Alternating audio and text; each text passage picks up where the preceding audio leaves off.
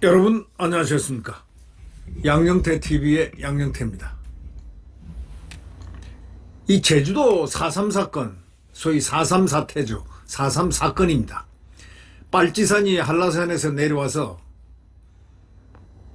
양민들을 갖다가 죽창, 특히 이 화력이 돈이 안 드는 죽창 이런 걸로 잔인무도하게 영아들 2살, 서너 살짜리들까지 다 쳐 죽인 아주 잔인무도한 폭도들의 그때 사건이 폭도가 내려와서 한라산에서 내려와서 한라산은 당시에 밀림 같았어요.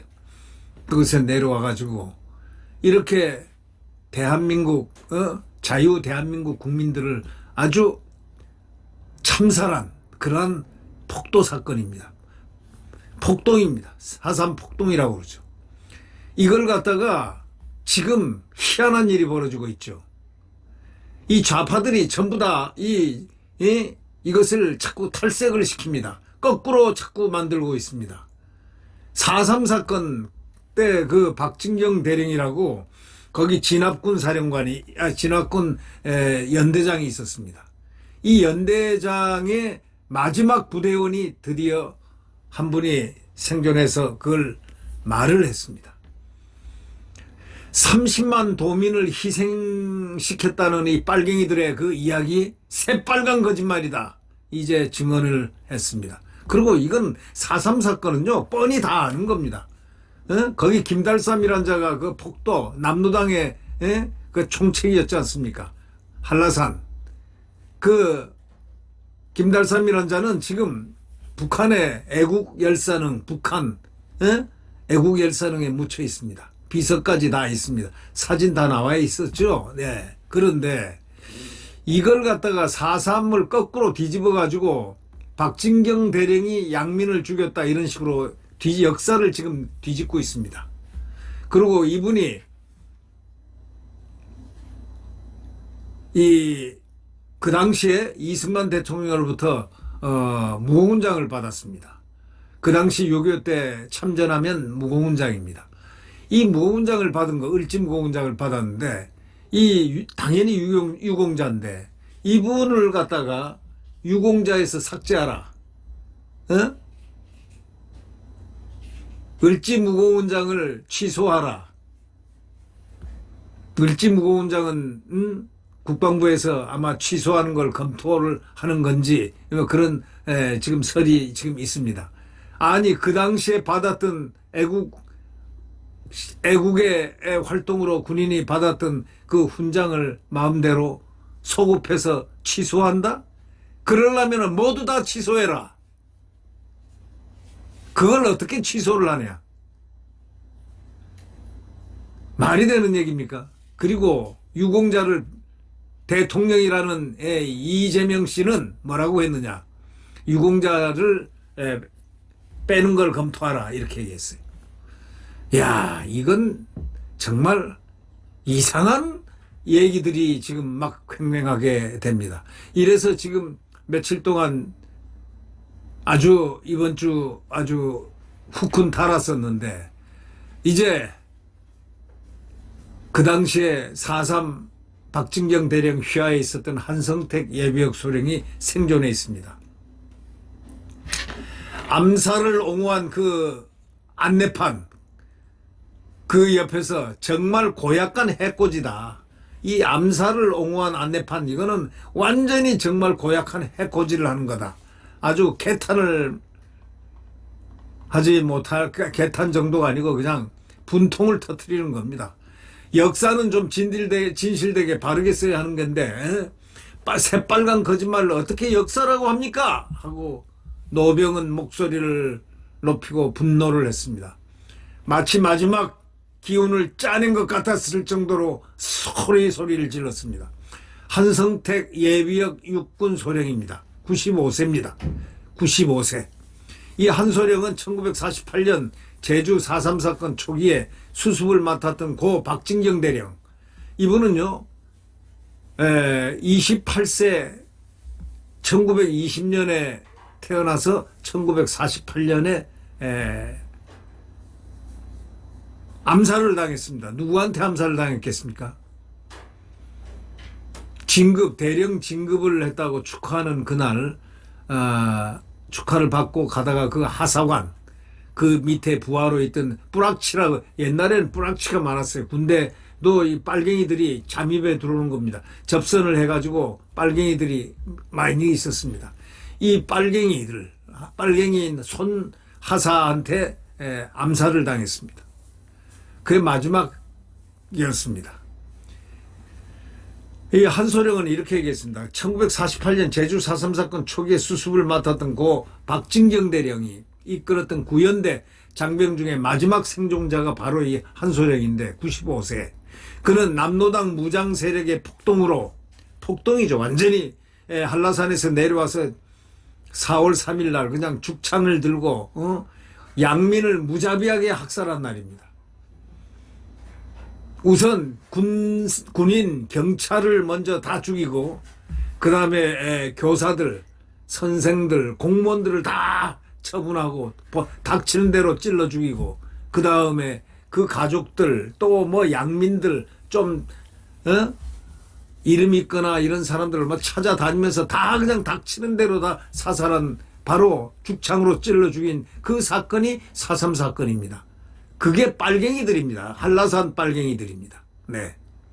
이게 남노당 무장 세력이라고 이렇게 얘기를 하는데 이 남노당 무장 세력의 폭동으로 제주 4.3 사건이 일어났다면서 당시 박대령은 민간인을 학살하거나 강경 진입한 적이 없다 하고 분명히 얘기를 했습니다. 어저께 오후에 박대령의 추도비가 있는 제주도 제주시 한 카페에서 만난 한소령이 이렇게 얘기했습니다. 새빨간 거짓말이라고 한 건 박대령이 폭동 진압을 위해서는 제주도민 30만을 희생시켜도 무방하다고 했다는 이른바 30만 희생서를 두고 한 말입니다. 새빨간 거짓말이다. 이게 빨갱이들이 지금 지어낸 말이에요. 선동선전술이다 이거예요. 이 여순 반란 사건도 이거 반란 사건입니다. 예. 전부 다 뒤집으려고 난리들입니다. 지금 이자들이, 예? 좌파들이 지금 다 뒤집으려고 난리들입니다. 그러나 진실은 절대 감출 수가 없습니다. 30만 희생설은 박대령 암살범 중에 한 명인 손순호 하사라는 그 반역자, 빨갱이의 법정 진술에서 나온 말입니다. 그 말을 바로 딱 해가지고 그걸 들고 지금 선동선전을 하고 있는 이 좌파들. 네. 이런 가운데 이재명 대통령은 지난 15일 이 박대령의 국가유공자 지정 취소 검토를 지시했습니다. 이게 말이 됩니까?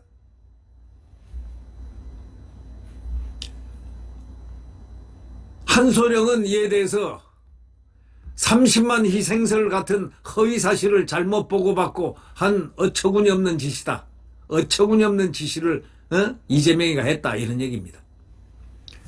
한소령은 제주도청이 박대령 추도비 옆에 암살의 정당성을 주장하는 듯한 안내판을 세운 데 대해서 목숨 걸고 제주도민을 지키다가 암살당한 분을 해코지하는 고약한 짓이다라고 아주 아주 충천을 했습니다.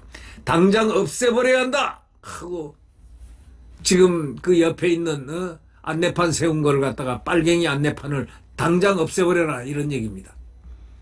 한소령은 인터뷰에 응한 이유에 대해서 당시 구연대에서 복무한 장병 550명이 모두 죽고 이제 나만 남았다 이렇게 말하면서 있는 그대로 후세들에게 역사를 전하는 게 어른들의 책무 아니냐. 그러면서 4.3 사건은 정말 잘못 알려졌다. 지금도 당시 상황을 상세하게 기억하고 있다. 내가 산 증인이니 정부가 부르면 있는 그대로 증언하겠다. 이렇게 말했습니다. 고령으로 귀가 잘 안 들리지만 당시 상황을 말할 때는 거침이 없었습니다. 이 박진경 대령은 부하에게도 존칭을 쓰고 존댓말을 쓰고 그리고 상당히 예의를 많이 지키는 굉장히 훌륭한 대령이었다는 겁니다. 주민들을 다 피난시키고 한성택 소령은 바로 이렇게 얘기합니다. 고 박진경 대령의 추도비가 있는 제주시 어승생환을 울놀이 공원을 찾아가지고 하지 정맥류로 거동이 좀 불편하다고 한 그 한소령이 추도비로 걸음을 옮길 때 주춤거렸고 도랑을 만났을 땐 기자 손을 잡고 겨우 건넸습니다. 지금 95세입니다. 그러나 추도비 앞에서는 몸을 꼿꼿이 세우고 거수경례를 올렸습니다. 그의 눈시울은 눈물로 붉어졌습니다. 추도비 앞에선 몸을 꼿꼿이 세우고 거수경례를 했습니다. 거수경례. 그의 눈시울은 붉어졌습니다. 국가보훈부는 박대령이 1950년 받은 을지무공훈장을 근거로 지난달 10일 그를 국가유공자로 지정했습니다. 그런데 제주 4.3 단체와 현 여권 일각에서 박대령은 학살자다 하고 반발하자 이 대통령이 박대령에게 대한 국가유공자 지정을 사실상 철회하라는 지시를 내렸습니다. 이게 말이 됩니까? 대통령이란 분이 정확하게 역사적 사실을 갖다가 고증을 해야 되는데 이 유공자 을지무공훈장을 받은 분을 그런 식으로 해서 되겠느냐고요? 같은 날 제주도청은 박대령 추도비 옆에 암살의 정당성을 주장하는 듯한 안내판까지 세웠습니다. 지자체가 할 짓이 없습니까? 제주도 도지사 어떤 액수입니까? 이거에 대해서 한소령은 이렇게 얘기합니다. 박대령이 부임한 지 한 달 뒤 암살 당할 때까지 상황을 지금도 상세하게 기억하고 있는데 박대령이 학살자란 주장은 명백한 허위 중에 허위다. 이렇게 말하면서 어떻게 일부 세력의 일방적인 말만 듣고 그런 지시를 하는지 모르겠다 하고 대통령 지시를 겨냥했습니다. 개탄을 했습니다. 정권이 바뀔 때마다 이런 사달이 난다. 보수 정권이 들어서면 또 박대령을 국고 유공자로 다시 모실 것이냐 하고 항변을 했습니다. 박대령은 4.3 사건의 수습 임무를 맡았던 조선경비대 국군의 전신입니다. 바로 구연대장이었다. 여러분 그분은요 아주 훌륭한 애국자였습니다. 남로당은 1948년 5월 10일 그 당시 이 대한민국에 처음 선거를 하라는 이 대통령이 지시를 하고 50선거 자유 대한민국을 수립을 하는 방해를 할 목적으로 제주도에서 무장 폭동을 일으켰던 빨갱이들의 그 소위 빨치산들 한라산 빨치산들의 그 폭동입니다. 이 남로당은 바로 그런 당입니다. 남로당은 이 북로당이 지금 노동당이죠. 지금 북한 노동당인데 그때 남로당은 남쪽의 노동당 김일성의 지시를 받는 남로당이었습니다. 서귀포 출생인 한소령은 이로부터 1년 전인 6월 30일 입대해서 그 1년 전에 입대해서 4.3 사건이 일어나기 1년 전에 그러니까 47년도에 입대를 했습니다. 구연대 복무 중이었습니다. 당시 18세 당시는 18세 병장이었습니다. 한소령은 당시 제주도민들은 남로당에 들어가거나 군대 가거나 두 길밖에 없었다는 겁니다. 제주도민들은. 그래서 거리 곳곳에 남로당 홍보 전단이 붙어 있었는데 나는 나라를 지키기로 결심하고 입대했다. 이렇게 말했습니다. 박대령이 취임할 때가 생생히 기억난다 하면서 항상 미소를 짓는 분이라 부하들에게 인기가 많았다 하면서 박대령은 경상도 사투리를 썼지만 부하들에게도 존댓말을 썼다. 이렇게 말했습니다. 한소령은 박대령이 폭동 진압을 위해서는 제주도민 30만을 희생시켜도 무방하다고 했다는 30만 희생설에 대해서 그런 말을 한 사람과 직접 만나 대화해주고 싶다. 제주도민을 다 죽이겠다고 하면 민족 반역자 아니겠냐? 상식적으로 군인이 어떻게 그런 말을 할 수 있겠느냐? 상식적으로 생각해봐도 알지 않느냐 이거야. 말도 안 되는 얘기를 하지 마라 이런 얘기입니다. 30만 희생설은 암살범 중에 한 명인 암살병 그 하사관 손순호 하사라는 그자가 그 빨갱이가 법정 진술에서 한 말입니다. 이 빨갱이 손빨갱이 손하사는 위생병 신분으로 암살에 가담한 자입니다. 위생병까지 이런 작전 방침을 알았다면 부대원 대다수가 이를 알고 있었을 가능성이 큽니다. 그러나 한소령은 그런 이야기를 들어본 적이 없다면서 남로당에서 지어낸 말이다. 역사를 바로 잡아야 한다. 이렇게 말했습니다. 그는 오히려 박대령은 공비, 소위 남로당 빨갱이들이죠. 한라산 빨갱이들, 남로당 무장 세력들이 상간마을로 끌고 간 이 양민들, 주민들을 피신시키는 일을 맡았다는 거예요. 공비들이 그들을 총을 겨누고 있었으니 산에 있으면 다 죽었던 건데 박대령이 놔두면 다 죽는다고 가서 작전에서 데리고 온 겁니다. 양민을 오히려 선무공장에서 데려와서 여기 있으면 죽으니까 그 데리고 와가지고 살린 사람이 바로 박진경 대령입니다. 이 노무현 정부 때 나온 제주 4.3 사건 진상보고서에도 당시 소대장이었던 최명신 장군, 베트남 월남에서 아주 전과를 세운 최명신 장군이 있습니다. 이 최명신은 그 당시 소대장이었습니다. 거기 제주에 4.3 사건 거기 박대령의 소대장이었습니다. 박대령은 연대장이고요. 박대령은 폭도들에 대한 토벌보다는 입산한 산에 한라산에 끌려 들어간 주민들의 하산에 거기 있으면 죽으니까 하산에서 작전의 중심을 뒀다고 진술했습니다. 이 지금 최명신 사령관은 국립묘지에 묻혀 있습니다. 자욱 훌륭한 애국자입니다. 이분도 박대령이 주민들을 남로당 무장 세력과 떼어놓는 선무작전에 주력했다는 바로 그겁니다. 박대령은 부임 한 달여 만인 같은 해 대령 진급 축하 회식을 마치고 숙소에서 잠자던 중에 부하들 아까 손 하사에 의해서 그들에 의해서 암살당했습니다. 한소령은 새벽 3시 자고 있던 천막에서 약 50m 떨어진 박대령의 천막에서 총소리가 났다면서 비상이 걸려 연대 전체가 집합했다고 했습니다. 당시 6월인데도 새벽 날씨가 유독 선선했다고 합니다.